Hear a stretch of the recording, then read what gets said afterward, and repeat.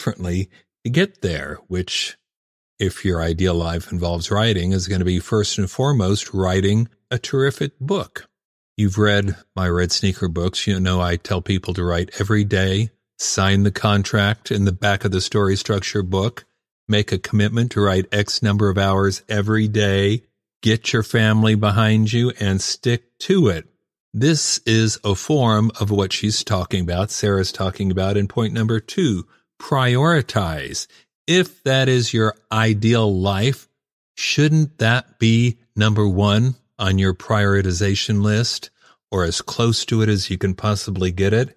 Shouldn't you be devoting more time to it if you're really serious about accomplishing this and wanting that to be your life, not just a dream life? Sarah mentioned the Pareto principle, which you've probably heard about before. Basically, it says that 20% of your activities account for 80% of your results, which is so true for most people. You know, what you do 20% of the time is what you get benefit from, financial or otherwise. Doesn't that seem disproportionate? A greater percentage of your activities need to be focused on your ideal life. And that's where we get to number 3, planning. Come up with some plan that works for you. Sarah is clearly a major planner with notebooks and different color tape that mean different things. I didn't really even follow all of that. That's so foreign to me. And I'm a very organized person, but I've never done that. What she did mention that really caught my attention was talking about Kanban boards. Do you know what they are? If you don't, go Google it or go to Amazon where they sell them. That basically they're just a visual organizer. Maybe in offices or in movies, you've seen people who are appearing to be writing on the walls. They've got their spreadsheets, to do, in progress, accomplished, up on the wall or on a whiteboard. Well, that's what she's talking about. And you can get one of those for yourself. Or you can just use a dry erase board and use magic marker. But if you've got a lot of categories, you may need more space. And to me, the fact that you've actually gone to the trouble of doing this thing, putting it up on the wall, you see it all the time, you think, maybe I need to advance that card from thinking about to actually started, or from started to finished. And the idea is to help you prioritize and plan and act on it. Because that, of course, is the all-important 4th point, Sarah's 4th P, perform. All of the planning and picturing and prioritizing is great, but at the end of the day, it's not going to matter unless you perform. So figure out what's going to get you there, to the life, the writing life, or whatever it is you aspire to. Use notebooks, sign the contract, make a Kanban board, whatever will get you there. Get organized, get focused, and take the steps now that are going to lead you to that ideal life. As promised, my interview this time is with Lara Bernhardt, the author of the Wantland Files series, 2 books so far, the Wantland Files and The Haunting of Crescent Hotel, basically a romantic, supernatural suspense series. But she's got a new novel that just came out called Shadow of the Taj, which is almost completely different. It's the present-day story of a woman in India, an American woman, fighting to free a young child from an Indian brothel. It's a stirring, memorable, and I think important story. And what is most vivid to me coming out of it is the strength of the central character, Leslie. But I would have said the same thing about the romantic suspense series. Clearly, she's got a knack for writing character. So that's what I wanted to talk about. Here's what she's got to say. Lara, thanks for being on the podcast. Oh, my pleasure. Thank you for having me. Okay, standard opening question. If you had one piece of advice for an aspiring writer, what would it be? Boy, one piece. I'm going to say, don't get discouraged. This is a rough business. You're going to face a lot of challenges. It's very easy to look around and see other people's successes and feel like you are stuck and not moving forward. So just stick with it, put those blinders on, focus on writing the best book you can possibly write, and keep moving forward every day. All right, let's talk about Shadow of the Taj. The central character in this book is Leslie, an American woman living in India. And as the book starts, her marriage is kind of rocky, right? Mm-hmm. Yes. And she's not particularly happy with her life as it is. And then she sees the young girl, Ravina, at the zoo, and everything changes. What happens? What happened to her? As you read through the story, you realize that the little girl is prompting a memory of someone that Leslie lost early on in her life. You also find that she has been a victim to a number of abuses throughout her life. And this little girl just comes to embody all of these problems that she's faced, ways that she feels that she failed, that she messed up. Like a lot of us, she struggles with worrying about the decisions that she's made in her past and wondering if she made the right ones. And she's, I think, looking for a way to maybe atone for some of those things, feel like she has made up for some decisions she's made in the past that she thinks are mistakes, that perhaps no one else would feel that way, but she's carrying a lot of guilt. And this is a way for her to say enough is enough. It's time for someone to stand up and do something about these problems that we face in the world. And she knows it's a huge problem. She knows she can't solve everything, but she's going to save this one little girl, whatever it takes. She seems like a very real character, very three-dimensional. Where did she come from? And don't say it's autobiographical, because her husband's kind of a jerk. No, not at all. No, I hope nobody tries to assume that that's me, because it isn't. Leslie is sort of an amalgamation of experiences and instances that I've collected over the course of my life, things that have happened to people that I've known, things that I've read about happening to other people.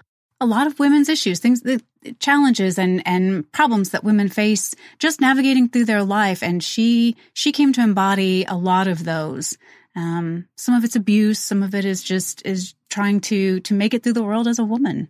As you know, in my book on creating character, I recommend all these things people might do to enrich their characters, like filling out the job application and basically just ways of taking a deep dive and thinking about who this person is. Did you do anything like that? Yes, I didn't necessarily write a lot of those things out. Some, yes. I don't remember filling out a job application, but I did think about Leslie in that way, and I do see her very vividly in my mind and thought about what she does when she goes to the store, what's her day like when she's at work teaching her class, how she interacts with her students. So I did imagine her outside of this piece of her life, the story that we are living with her. In that book, I also talk about ways of making your characters empathetic, somebody readers can relate to. And it seems to me you've got a particular challenge here because as the book begins, Leslie's not that happy, but we both know people's patience with, whiners is limited. Yes. How did you deal with that? Yes. How did you make her empathetic? You're absolutely right. And that was something that I had to keep a very close eye on. We don't want any wham babies. Nobody likes to put up with that. Right away, I tried to tap into her connection with children, her sympathy for children, her desire to make things better, to make the world a better place around her. And I'm very hopeful that came through. Right away, she spots some children that she considers at risk and immediately wants to step in and help. And I think that sets the stage for the rest of the book as well. But it's just her. I mean, it could be seen as a plot device, but as you read through the book, you also find that these are the sorts of things that she does every day. She takes that little extra step, reaches out to people who maybe need a little bit of help. Well, you tapped on what is always, I think, one of the central challenges for writers, particularly a standalone book like this. You're introducing a new character. You want a character arc. They've got to grow from X to Z, but that means they can't be perfect at the beginning of the book. But if they're too imperfect, then readers will become impatient and think, I don't want to read about this loser. And yet Leslie comes across as extremely real and empathetic. Was that a problem for you? Yes, I think so. I think in some of the first earlier drafts of the book, she was not as well developed, and she was not someone that you'd maybe want to spend an entire book with. That it is a big challenge. That's rough. She's been hurt in her life, and like a lot of us, she struggles with that. But she is also very strong. She's taken the pain that she's been through and is trying to channel it into useful, constructive ways, rather than sitting and stewing in the pain and feeling bad for herself. And I think initially there was maybe a little bit too much focus on that, rather than the forward movement of trying to rescue the little girl and just focusing on, like you said, the character arc. She needed to move forward a little quicker. By contrast, in your Wantland Files series, the lead character is Kimberly, and she's full of self-confidence, or at least she appears so on the surface. She's been very successful. She's got a television series that's been running for several years, and it seems to me that can present problems of its own too in the empathy department, because people could easily be put off by somebody who is too successful or seems like a showboat or whatever. You know what I mean? Yes, absolutely. Absolutely. You don't want your character to come across as a snob or arrogant, or, like you said, someone that you can't connect with or empathize with. So we do reveal in the book her insecurities and where she doesn't feel as confident in herself. And also we have the luxury in that book of I've surrounded her with her crew, and so we get to see her interact with and banter with her crew members. And you can see she really is, outside of her public persona, she is, I think, a lot friendlier and fun to be around. And hopefully the whole crew is someone that you want to spend time with. The other key character in the series, Sterling, the male debunker, or you probably got a better work for it, but there's a clear Mulder, Scully, believer, non-believer vibe going on there.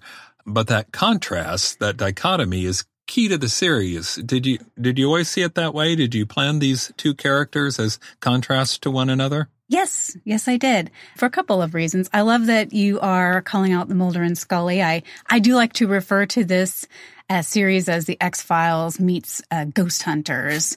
And I like that playfulness in the X-Files. I like that you have that give and take, that tug of war that they fight with when you have the believer and the non-believer, twofold. So bringing Sterling in, it lets the reader get the flip side. You don't have to be a believer. You don't have to believe in the paranormal to enjoy it, because you have Sterling arguing your case for you.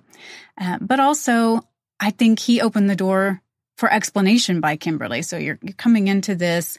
She lives this life. It's all very real to her, but bringing Sterling in allowed me to have a reason to be explaining all of the equipment and the gadgets and the way that the show works and what Kimberly believes in her psychic abilities. Now, wait a minute.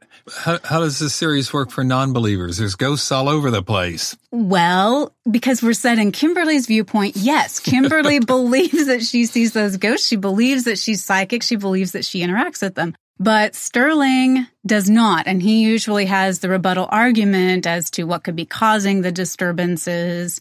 Although in my current work in progress, the third book that I am working on, he's getting tormented pretty horribly. So that's been a lot of fun. Wait a minute. Doesn't this just make Sterling look like an idiot? Because everybody else is seeing ghosts and there's evidence everywhere. And he keeps saying, no, maybe it's a weather balloon or whatever. No.